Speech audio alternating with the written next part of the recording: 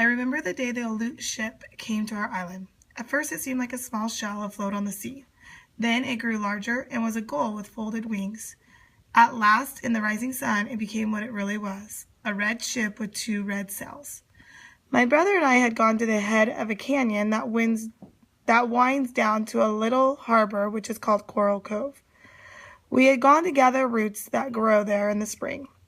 My brother, Ramo, was only a little boy half my age, which was 12. He was small for one who had lived so many suns and moons, but quick as a cricket. Also foolish as a cricket when he was excited. For this reason, and because I wanted him to help me gather roots and not go running off, I said nothing about the shell I saw or the gull with folded wings. I went on digging in the brush with my pointed stick as though nothing at all were happening on the sea, even when I knew for sure that the gull was a ship with 2 red sails. But Ramo's eyes missed little in the world. They were black like a lizard's and very large, and like the eyes of a lizard could sometimes look sleepy. This was the time when they saw the most. This was the way they looked now. They were half closed, like those of a lizard lying on a rock about to flick out its tongue to catch a fly. The sea is smooth, Ramo said. It is a flat stone without any scratches. My brother liked to pretend that one thing was another. The sea is not a stone without scratches, I said. It is a water and no waves. To me, it is a blue stone, he said, and far away on the edge of it is a small cloud which sits on the stone. Clouds do not sit on stones, on blue ones or black ones, or any kind of stones. This one does. Not on the sea, I said. Dolphins sit there, and gulls, and cormorants, and otter, and whales too, but not clouds. It is a whale, maybe.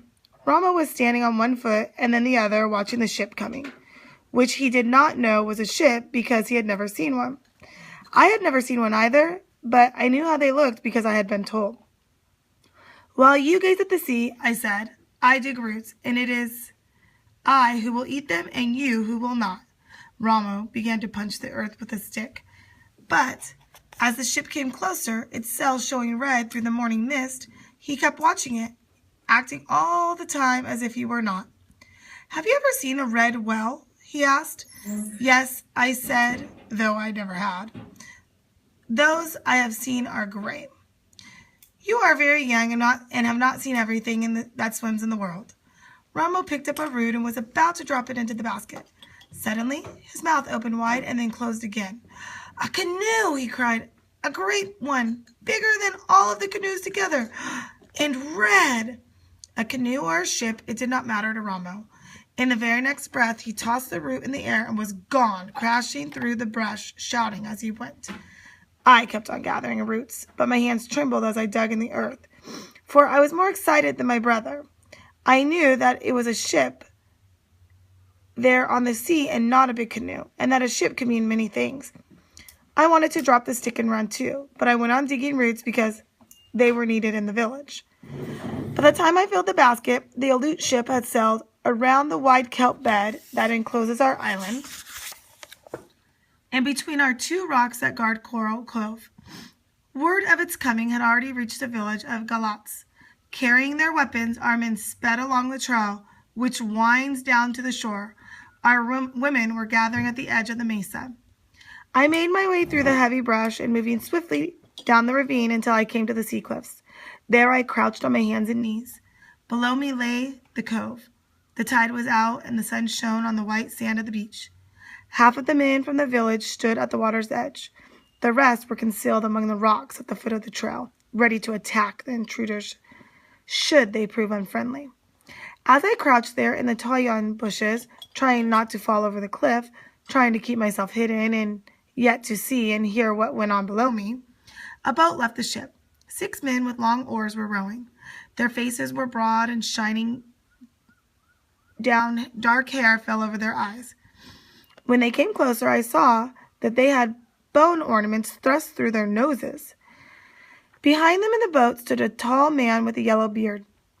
I had never seen a Russian before, but my father had told me about them, and I wondered, seeing the way he stood there with his feet set apart and his fist on his hips, and looked at the little harbor as though it already belonged to him, if he were one of those men from the north whom our people feared.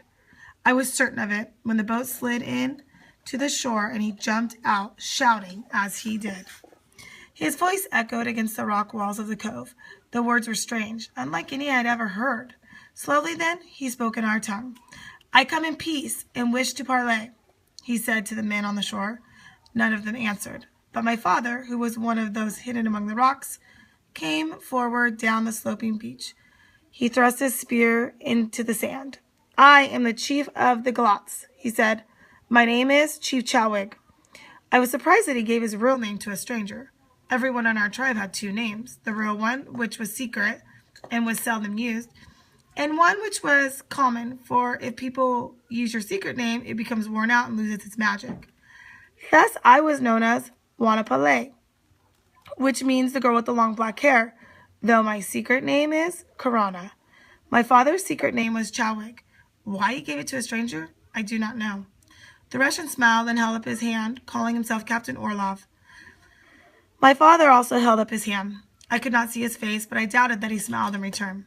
I have come with 40 of my men, said the Russian. We come to hunt sea otter. We wish to camp on your island while we are hunting. My father said nothing. He was a tall man, though not as tall as Captain Orlov, and he stood with his bare shoulders thrown back, thinking about what the Russians had said. He was in no hurry to reply because the Aleuts had come before to hunt otter. That was long in the past, but my father still remembered them. You remember another hunt, Captain Orlov said when my father was silent. I have heard of it too. It was led by Captain Mitrif, who was a fool and is now dead. The trouble arose because you and your tribe did all of the hunting.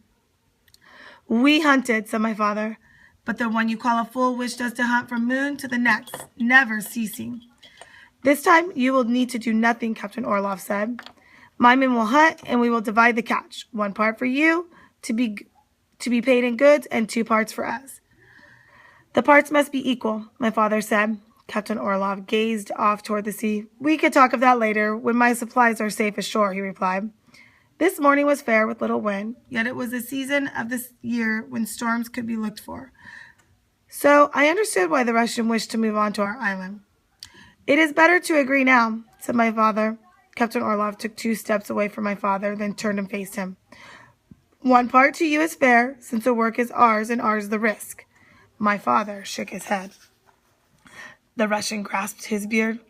Since the sea is not yours, why do I have to give you any part? The sea which surrounds the island of the Blue Dolphins belongs to us, answered my father. He spoke softly, as he did when he was angry. From here to the coast of Santa Barbara, 20 leagues away? No, only that which touches the island and where the otter live. Captain Orlov made a sound in his throat. He looked at the men standing on the beach and toward those who had now come from behind the rocks.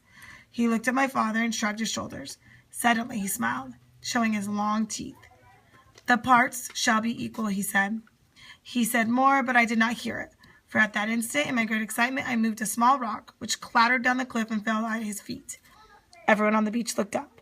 Silently, I left the toyon bushes and ran without stopping until I reached the mesa.